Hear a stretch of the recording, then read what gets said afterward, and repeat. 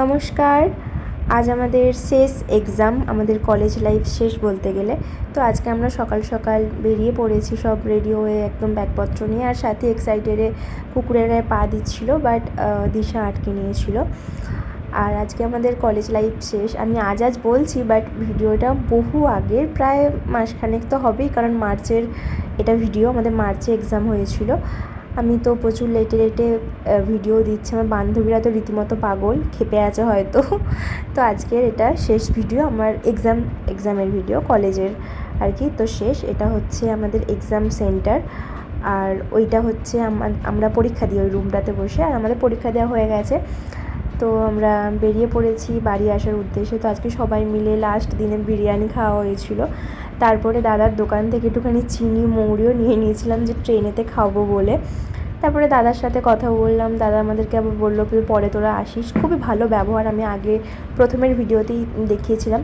আর cold drinks খাওয়াচ্ছিল দিশা।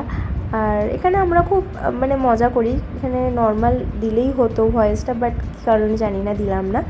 তো আমি সবাইকে সার্ভ করছিলাম, যেহেতু আমি বিবাহিত সেই কারণে আমার দায়িত্ব ছিল। তারপরে আমরা অনেক রকমের গল্প টল্প করছিলাম, কথাবার্তা এসব বলে।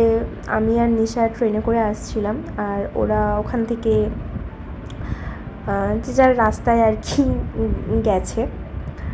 কি বলি, আমি কিছু বলতেও পারছি। লাস্টের দিনে ভাবিনি যে এতটা মন খারাপ হয়ে যাবে বলে। খুব বলতাম কলেজ শেষ হলে ভালো, কলেজ শেষ হলে ভালো, বাট যখন ওই শেষ হলো তখন একটু মনটা খারাপ লাগছিল বটেই, কারণ যতই হোক আর কারোর সাথে দেখা হবে না, সেই লাইফটা আর ফিরে পাবো না, সেই কারণেই হয়তো।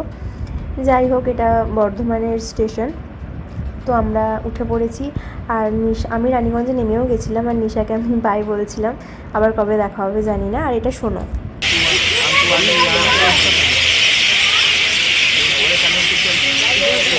তো রানীগঞ্জ স্টেশনে নেমে আমি আসছিলাম, তো এত সুন্দর পাখিগুলো ডাকছিল, পুরো কিচিরমিচির আওয়াজ।